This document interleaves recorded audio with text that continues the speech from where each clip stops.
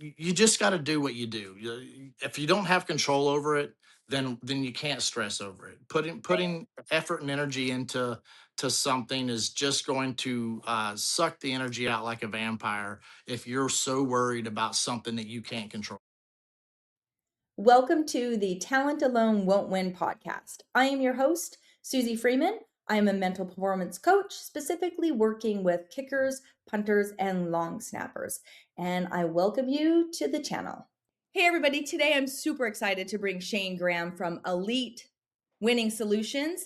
He coaches specialists in the mental side and the physical side, and his journey is pretty amazing. And I just want to kind of talk about that with him, with you guys, and share that. And with that, welcome.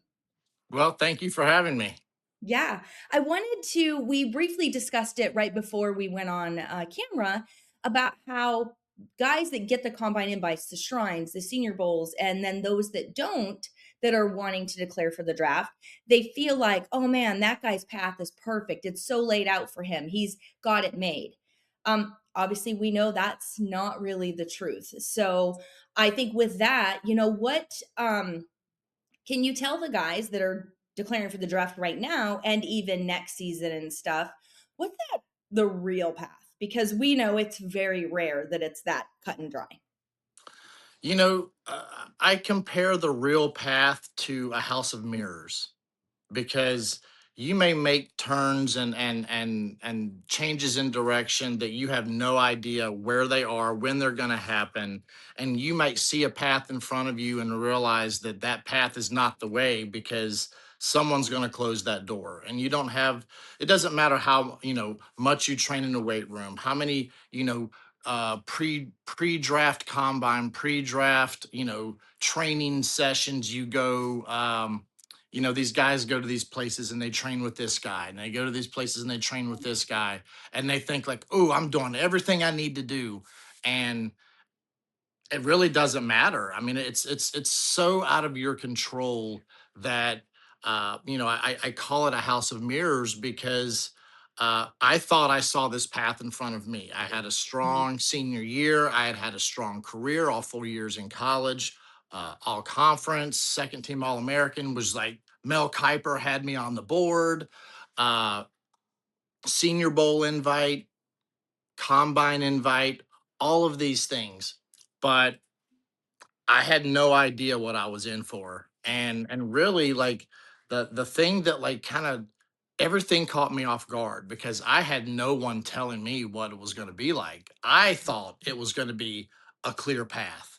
Right. And with my family, and then all of a sudden, I get to a pro day, and I'm not going to say I had the wrong agent or anything like that, but there were no coaches there specifically to even watch me on pro day. Oh, wow. Okay. And and and I'm sitting there like, well, who wants to see me kick? And there were a couple guys that were like, oh, we'll take a look, like we just signed this guy for a lot of money, so we're probably not looking to get anybody, but sure, we'll watch. And Mm, I go to the combine. I do average. I don't do poor, but I don't do amazing. um the guys that got drafted, two of them weren't even at the combine. yeah. Okay. And then Sebastian Janikowski was the other guy that was there. He gets drafted in the first round, one of the first or maybe only kickers to get drafted in the first round. But That's for wild. myself, I didn't get drafted. I didn't even get signed on draft day. I'm getting calls from my buddies that I knew in the kicking world at the time that were getting signed, $2,000, $3,000 signing bonuses. Not a lot of money, but for a guy coming out of college, Mhm. that's some pocket, Well, because you didn't have money. NIL then. We didn't have NIL, so I'm like, man, what's wrong with me? And I'm seeing all this, so I had to go on another workout circuit. I went to a couple workouts, and we can talk about what those are like in a little while. But I thought it was just going to be laid out, and it didn't happen. I finally get signed. I go through training camp and realize they weren't even serious about me competing for the job because they had a guy. I was there to keep his leg from getting tired.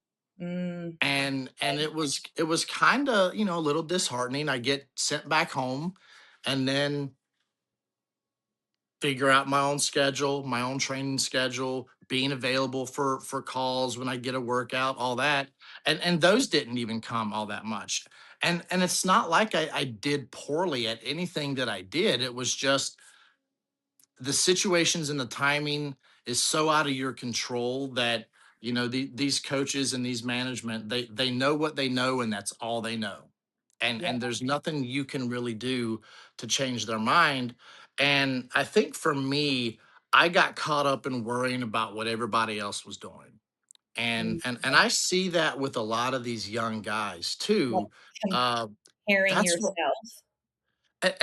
and I think that so many of them, that's why they get caught up in going to like the such and such, pre-draft training, you know, camp or whatever that they go to, and they're like, even these guru coaches who coach these things, a lot of them even try to sell them on, well, the best guys are going to be here. You got to be here with the best guy, compete with the best, blah blah blah.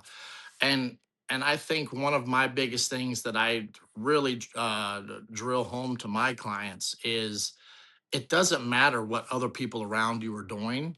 Mhm. Uh, Competing against other guys, there's no such thing, Yeah. because that doesn't prepare you for any game situation. No game have I ever played in where me and the other kicker lined up and went head to, toe to toe, and see who could kick the most field goals out of how many field goals, or who could kick the longest field goal. I've never played a game that way. My game experience was, you make this, you miss it, the team loves you, the management loves you, the fans love you, you miss it, people might hate you, and maybe you're fired. Yeah. I've never competed. It's always been a competition within myself. And I think that's one of the first mindset traits that I see that really throws guys off. And I think it's because they're programmed into that with a lot of these showcase and ranking camps coming up in high school, getting them, scholarships and college. And really, the scholarship offers come in college based on, I got mine based on my performance in games in high school.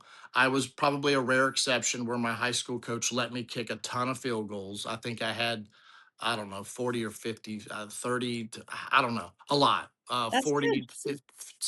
40 or 50 field goals in high school. Yeah. um, it gave me exposure. I had 25 scholarship offers out of high school, and I never went to a single, college camp or anything. In today's world, I think these kids think, oh, if I get ranked higher, I'll get exposure. And Mhm. honestly, you're not going to get any offers off of that. You're going to have to go to that college's camp and more than likely be the best guy there.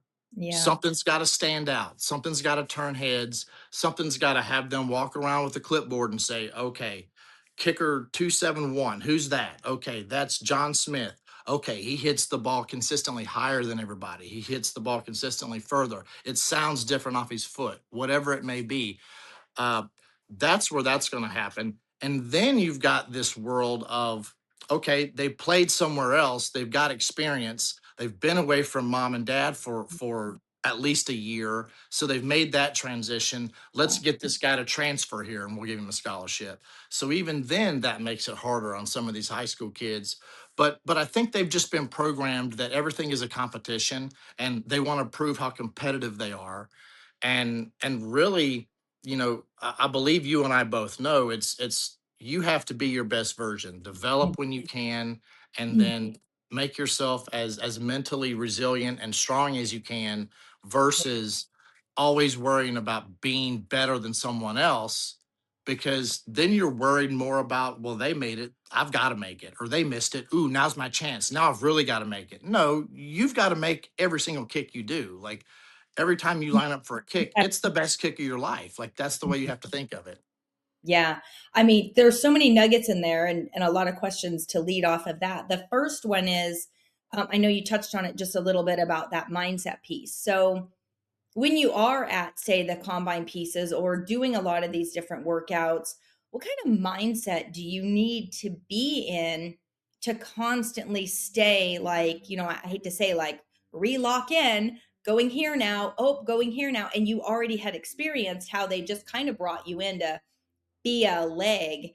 And it was disheartening. How do you get yourself back up and go, okay, next, okay, next? And that team might do it to me, but I'm going to give it my all, right? How do you stay in that? I think for me, what really worked well was just having structure and having a routine.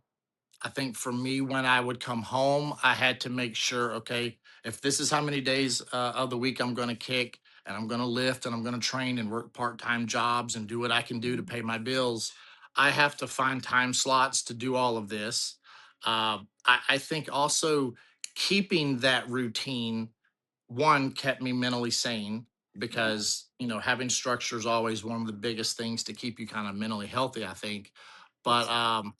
when I would go and get workouts with teams, I think the biggest mindset I had was one, I was locked into what I was doing. My warm up routine, my getting warm, getting loose, getting stretched, all those type of things. I did what I did with extra time on my own. I kind of got myself ready without even relying or knowing how much time they were going to give me, so that I never got cut short and had to feel like, oh, I didn't get enough prep time. Yeah. Uh, with that, then when we get on the field, I had my warm up routine of what I did for my little drills and certain things, but I would never watch the other kickers. I felt like it was pointless. Like, what good does it do me to watch this guy hit a ball?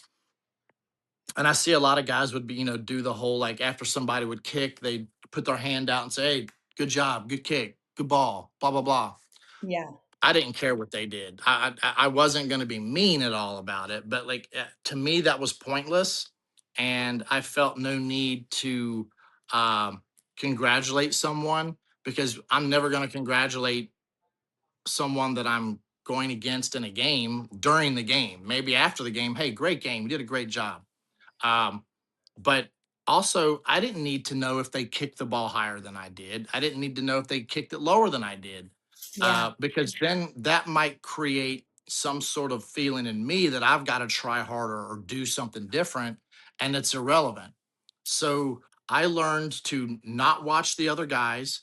Um, and I learned that I had a routine that I could get in, that I'd kick my ball, I'd turn around, I'd walk off to the side to an empty space. I would have a couple little drills I would do that were no contact, no ball drills, that I could just kind of keep myself loose and keep myself into it while I was waiting for my turn. When they said it was my turn, I would walk up, prepare like it was a game field goal, hit the ball, turn around, walk away.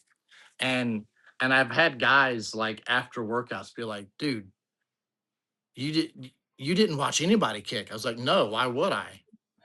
And they're like, oh, well, okay. And I even had workouts where I didn't even know if I made my kicks or not, because I would kick and I would train my eyes after my kick to follow my target line, and then I would turn around before I even looked up at the goalpost. Oh, Because wow. Okay. once the ball was off my foot, it was, I had no control at that point. So I either made it or I missed it, right? And that had no bearing on my next kick. So I could go through a workout and not see if I made a single kick, and then I'd have a coach say, "Hey, you put every single ball right down the middle. That was a perfect workout. 15 of 15 from 64 and in." And I was like, "Well, I felt like I did pretty good." So it didn't surprise me. Um, Yeah. and I would have other guys be like, "Hey, you did great," and I'd be like, "Thank you." I, Feel I like I can't say if you did or not. I don't know. can't think you did good. Glad you're Yeah. here. No, I love that. So when you did that transition piece from I think this can be important for some guys when we talk about identity. It's that, college kicker, college specialist is kind of one phase. I call them like it's like video games, like they're levels, right? And going into from that college to the NFL or any type of pro, what do you feel like the biggest shift needs to happen? And also, what's the pressure like? comparatively from like kicking in college to now kicking in the pros, we know it's different. Well, there's so many. It's like a stairway of levels, not Mhm. just a couple things. Yeah. It's when you're in college, you can be kind of king of the campus. You can be the cool guy on campus. In the social life because people know you, and if you're doing well, then obviously everybody loves you. Yeah. Uh, when you're walking across campus to go to class, when you're in class. I had no idea that certain professors knew who I was the whole time. I thought I was in anonymity and I wasn't. Um, and some of those things are perks and some of them can be really cool. But if you have a bad game, you maybe deal with a little bit of like, hey, you were garbage. Why did you miss or whatever? But they're not going to pull your scholarship. They're not going to kick you out of your dorm or kick you out of your apartment and make you leave. Um, and that pressure is there for anyone to perform and do well for their team, and you worry about like what's the result of this task going to be, and Mhm. it's I make it, things are good, I miss it, things are bad, but things aren't that bad. Yeah. uh when you get to the NFL, it's okay, not just this workout, a lot can hinge on the performance of that workout, but when you get in the NFL for a game, you learn really quickly that, oh man, I could be packing my locker up on Monday after the game, and I can be looking for a moving company to pack all my stuff up in my apartment or my house or whatever, because Yeah. I'm going to have to move, because why do I want to live somewhere where the team just fired me? And you can go from the bench to the couch really really fast. And I think that's a harsh reality for a lot of people to understand, is that, um, you know, your social standing and your popularity can be affected, and you have to fight through it. And maybe you don't want to lose the job to the guy behind you, because there's a guy on your team that you're practicing with every day that's probably trying to put his foot in the door to be a starter in college. But in the NFL, it's just you. You don't even have a guy to kick against in practice. And then if you don't do well in the game, you very well could be a black Yeah. plastic a black plastic trash bag, stuffing your locker contents in it and carrying it over your shoulder as you walk out of the locker room and figure out where you're going next. Yeah. And I always make this comparison. Physically, it is easier to kick in the NFL than it is to kick in college. Okay. Physically, because if you look at the science and the geometry and some of these factors, okay, and I'll lay them out. The goalposts are exactly the same dimensions, okay, as in college and NFL. NFL has 5 foot extensions going up. That's not a big difference. But if the ball goes over top of the uprights in college, any part of the ball, it is no good. In the NFL, you've actually got the outside edge of the upright. So anything inside that outside edge is considered good. That's why college goalposts are called 18-foot wide. NFL goalposts are 18 feet 6 inches wide because they give you the leeway of the top of the uprights. Okay, that's one. The other is the hashes are narrower. Okay. You don't have to kick from quite an angle in the NFL as you do in college. Next is field conditions are almost always perfect. You're playing on some of the most well manicured grass. Unless you played in the SEC, you're playing in some of the most well manicured grass that's out there, or turf. So you Yeah. always have good field conditions. Okay. You have a guy paid a lot of money to snap the ball, and you have a guy paid a lot of money to hold the ball. And punters in the NFL are actually 55 to 60% holders and 40 to 45% punters, because they've been punting less and kickers have been kicking more. Okay. Between analytics and kickers just making field goals at a much further rate, further Yeah. distance, um, punters haven't been called on as much. So their numbers are going down as far as their attempts per game. Okay. So they become a holder more so than they do a punter in their overall scheme. So you've got guys that are really good at that. So your operation should be pretty flawless in the NFL for the most part. But then you've got to throw in, okay, all these things that make it physically easier. You get more rest days. There's most coaches understand you don't have to kick a gazillion balls all week like a college coach that doesn't really know much about it, Mhm. because that college coach may not have been exposed to a lot of good kickers, so they don't really know how to handle them. At Okay. least NFL special teams coaches, for the most part, okay, have probably coached and been around a very high level guy that's already shown them, like, hey, this is how I manage my practice time. This Yeah. is how I manage my preparation. So those coaches are like, I really don't know much about it, so I'm going to take his word for it. And if you You do don't know you. much, here's what this guy before you did or this other guy did. So there's a little bit more knowledge, I think. They might not know the ins and outs of technique and form and all that, but I think they're a lot better at understanding management than college coaches are. So you throw those things in there, and it's like, wow, it's easier to be a kicker in the NFL physically and dimensionally. But now you've got the aspect of I could be packing up my family and moving somewhere else if I don't do well. So that Yeah. puts a huge weight on your shoulders to feel like you've got to be perfect. And it strays you from that mindset of having being a perfectionist. It tries Okay. to make you a perfectionist, and it's impossible. No one can do it. Right. Um, the only way that you can truly thrive is to obsess over the pursuit of perfection, but not necessarily feel like I have to be perfect. Yeah. I always tell the guys it's we're not perfect, we're shooting for excellence, right? Because Yeah. yeah, perfection, you're going to fail every time. And that doesn't breed confidence in other things. So, what do you see? So, do you mainly, I mean, I know you prep guys, so do you also work high school on up? Yes. And then okay. So, what do you see as being one of the biggest mistakes for these guys? I know you touched a couple things that we've pinned out where, going to a lot of different coaches and a lot of different places and stuff, when they're trying to prep. But what do you mostly see as one of the things where they undervalue a part of training, or just what's one of the biggest mistakes these guys make in that last, say, junior senior year when they're like, yes, I feel like I am NFL worthy and that is my goal? Where do they fall short? Well, I touched on it. I think a lot of guys really get caught up in how do I stack up versus how can I develop. Okay. And I think if you're always trying to develop and improve, you're ultimately going to stack up better when you do that.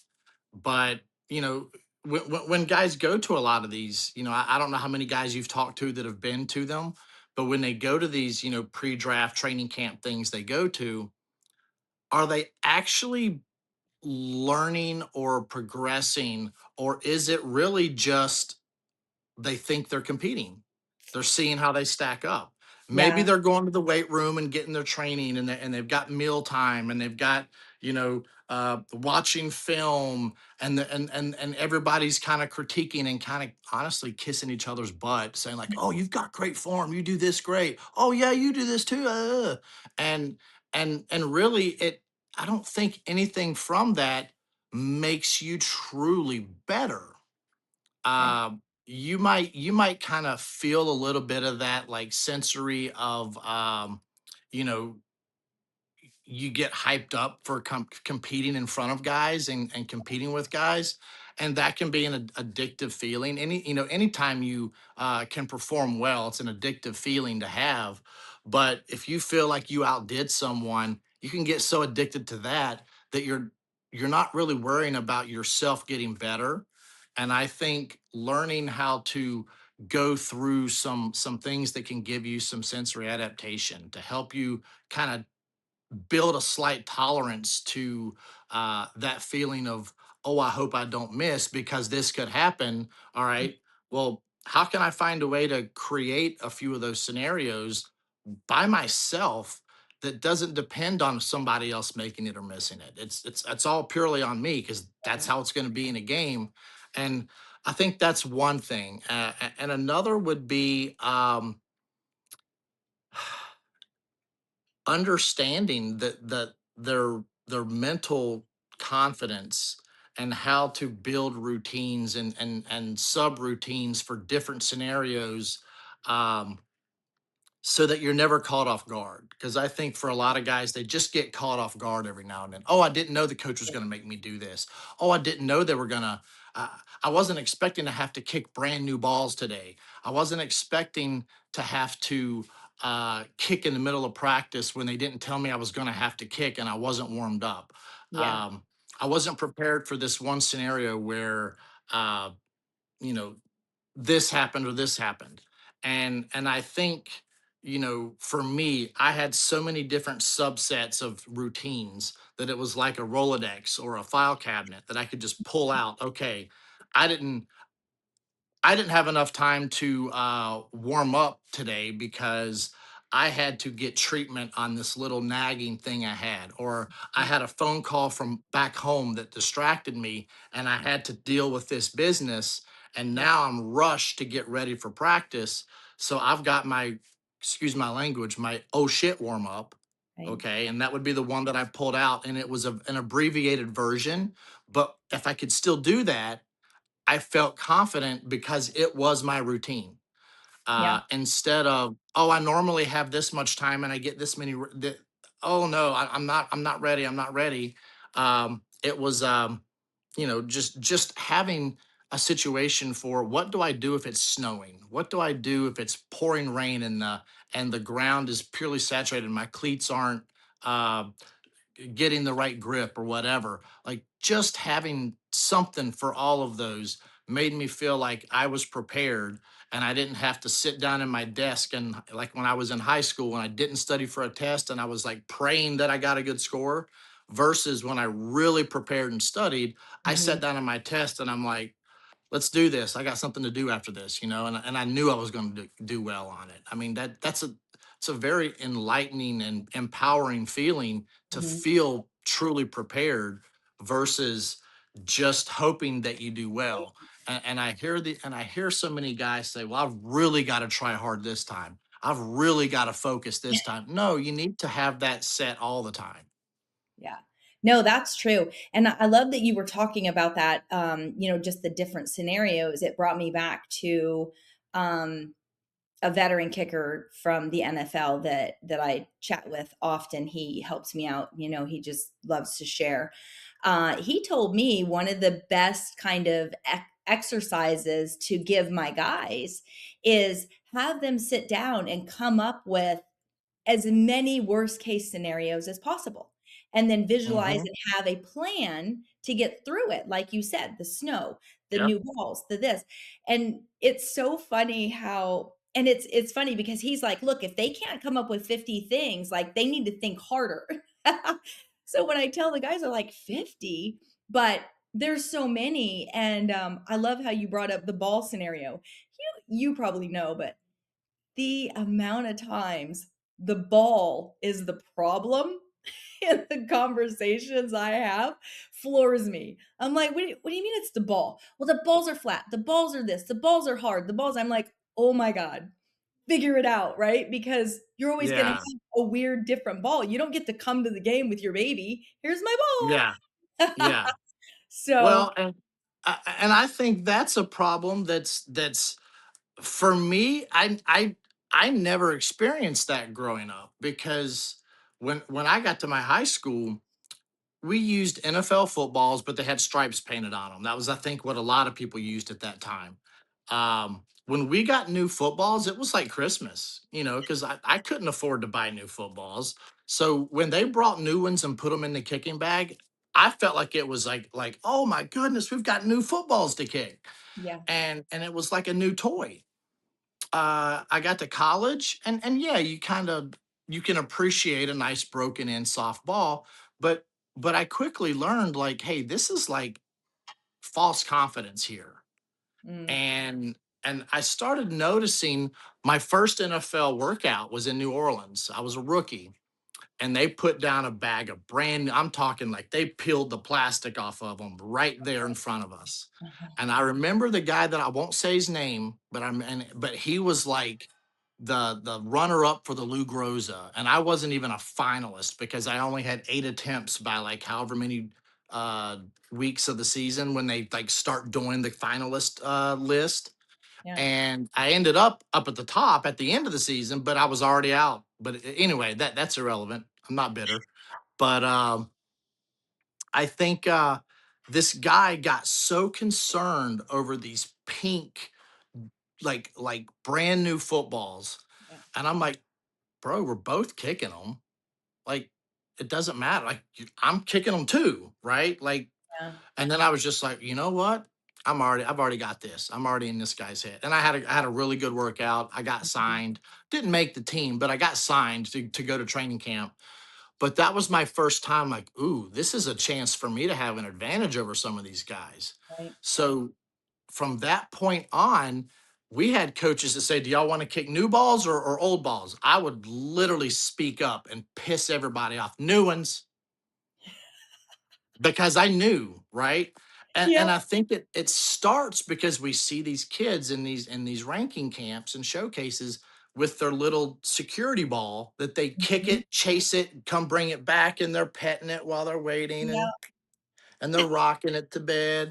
And it's like, if you feel like you have to have that, security blanket, then what are you going to do when the referee or when you go to University of Michigan's camp and they put down brand new footballs for everybody to kick?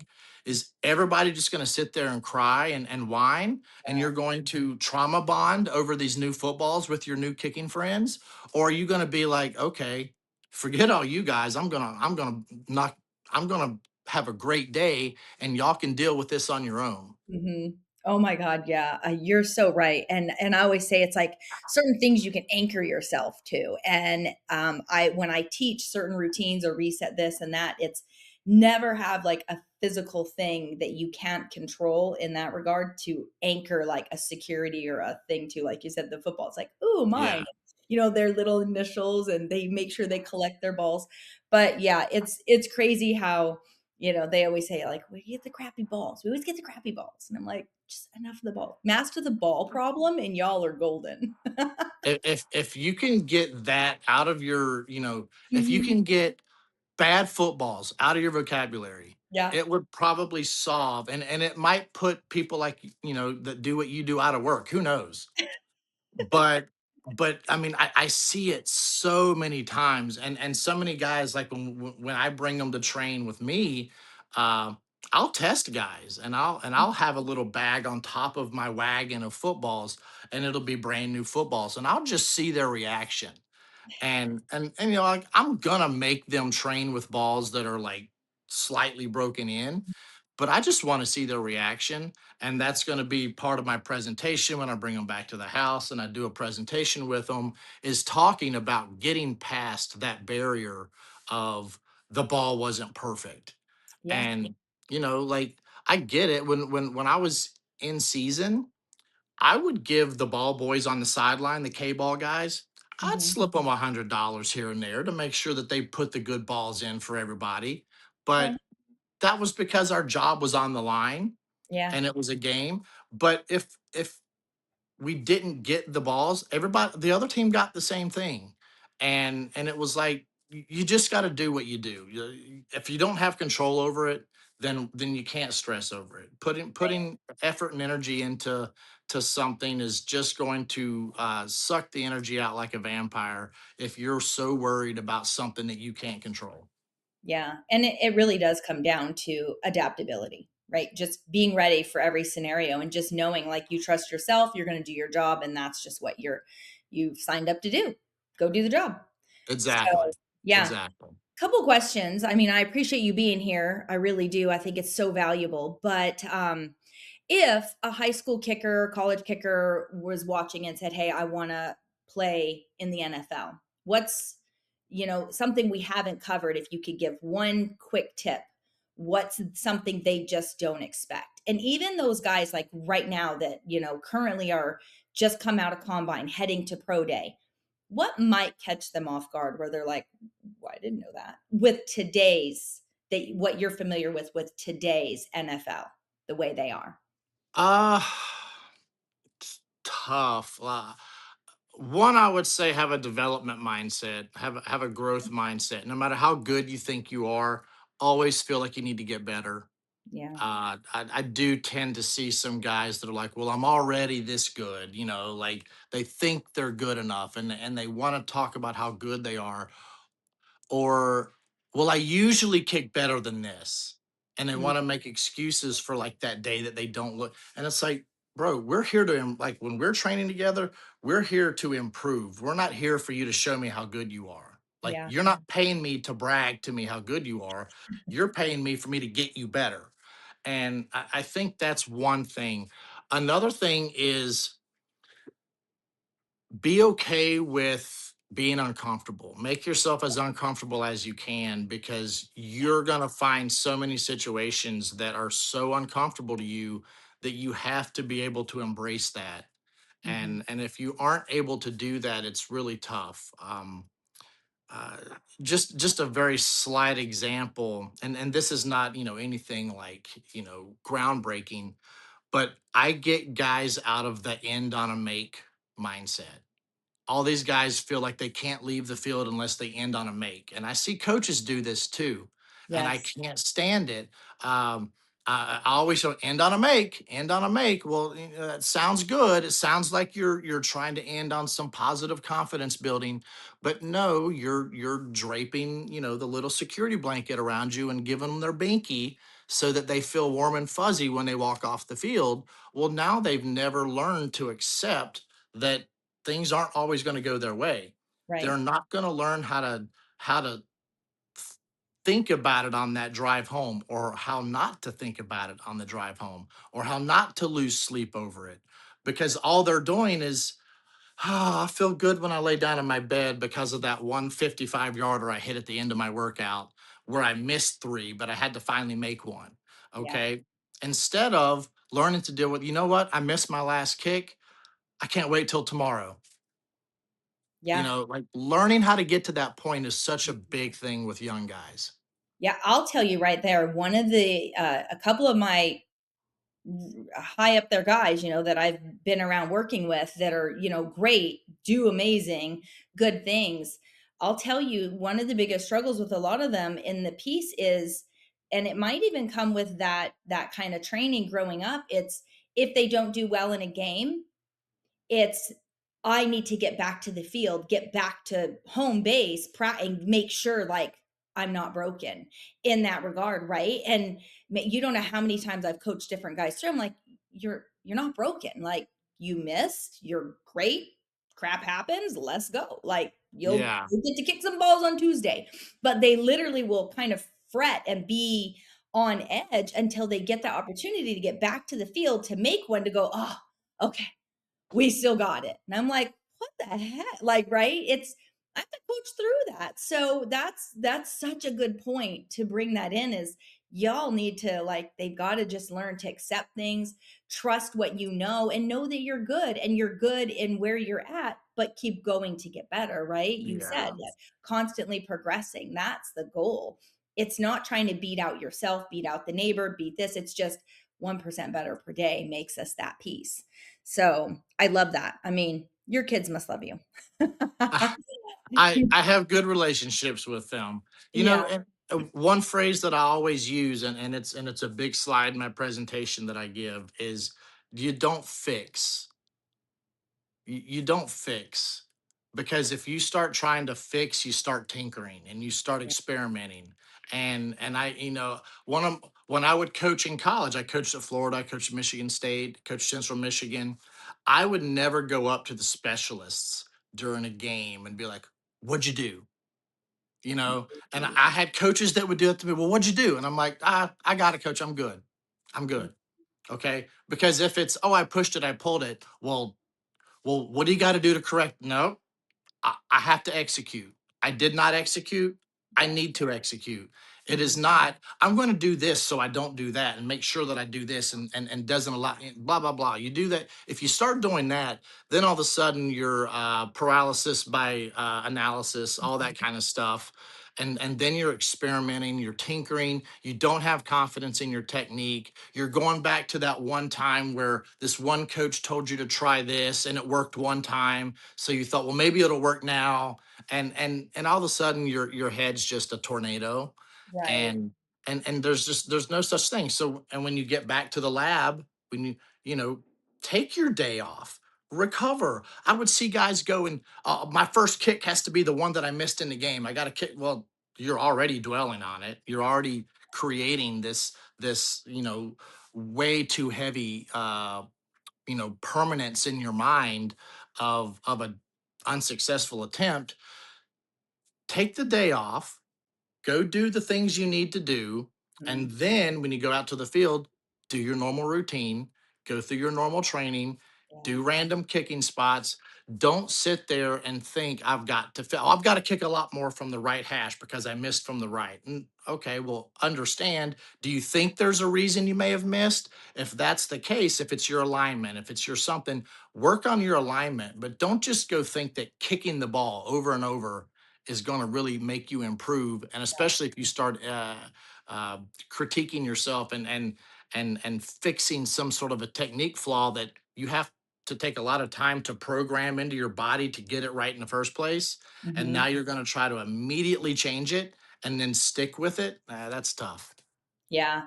I coach the guys in like two thinking brains. They've got that like competition brain. It's you go, you compete. We're not fixing. If you make a mistake, you just trust it, get back in your head, do your reset routine, just go do you, right? Because there's at the levels that you're at, whatever level that may be, you're not gonna get any better in 12 minutes, No, right? no, You have what you have, so just get it right, and I also like it and, and then there's the evalu or the, periods where the fixing periods where you're being coached, you're allowed. It's like, yeah, go, like, tinker, full mechanics evaluations, all the things, but when you're at camps, you're in game, it's like those evaluation competitive, we're not adjusting anything, like, you don't yeah, tinker. It's the biggest thing that these guys need to learn that I've noticed, and you probably could say the same, is when they do make a mistake in a game, unless it's obvious, a bad snap of this, that, it's just an obvious thing. Um, so many of them still think instant mechanics. And yes, maybe your coach can look and go, well, yeah, your tempo or your rhythm was off, but it was a mental trip that did it yeah, first. And getting them to understand that, especially at the younger level, as you know, is that when they can get that, that's gold. That's such yeah. gold for them. But I mean, I just everything you've got here is just so good. We'll have to keep chatting in other conversations. But last question, real quick, it's about you. If you could go back to your 23-year-old self starting this journey, or I guess I don't know what age, when you were, that first NFL piece, so whatever age that was out of college, what advice would you give yourself if you could go back and it's like, okay, combine's over, like here I am getting ready for my pro day. uh I would say release expectations. Ooh, okay. I think I put really high expectations on myself and for my family and my peers. Uh, and when those expectations didn't meet the path that I actually took, Mm, uh, it was heavy. It was yeah, really heavy. And, working part time jobs, moving away from family so I could focus on training, moving away from a girlfriend, moving away from, kind of all the comfort that I had yeah, so I could be uncomfortable when I trained, I think really helped me and got me kind of in the right place because those expectations, when they did not go the way I wanted, really like weighed hard on me. And yeah, I think everybody kind of creates those expectations, and some people are realistic and some people are not realistic. I think we've all seen those people that think, oh, I'm a big fan of, you live in the state of Michigan, I'm a big Michigan fan, I'm going to go play for Michigan. Okay, odds are that's probably not going to happen. You may not be Jake Moody, being able to literally move 20 minutes to go to college. um, but he was so good, he had options, and that just was what worked out for him. Yeah. Um, I think so many people, they create this, whether it be parents or whether it be, fanfare. Oh, I'm a big fan of this school. I really want, okay, I don't know. You might live in Alabama, but I don't know if you're good enough to play for Alabama. And if you want to get there, it's going to take more than just I've got to go get myself ranked higher. No, you need to actually get better. You need to develop. You need to obsess over, you know, your weight room training, your speed and conditioning, your mental training, your technique training. Everything's got to be more about getting better than it is trying harder. And I think a lot of guys get caught up in that because they think trying harder will help them reach expectations versus actually developing and getting better. Yeah. I mean, you can probably correct me if I'm wrong, but it's really consistency, reliability, your character. They watch Yeah. all of those things, they pay, and I tell the guys all the time, I'm like, "Hey, it's how do you respond when you miss too?" They're Yeah. watching. Oh Like, yeah. Oh we're yeah. not Body fully language is a sure, big piece not with my guys. right. Yeah, so those are just so many things that even at the, just so if there's any youngers listening, high school kids, early college, hey, the big guys struggle with these things too. I'm gonna, Yeah.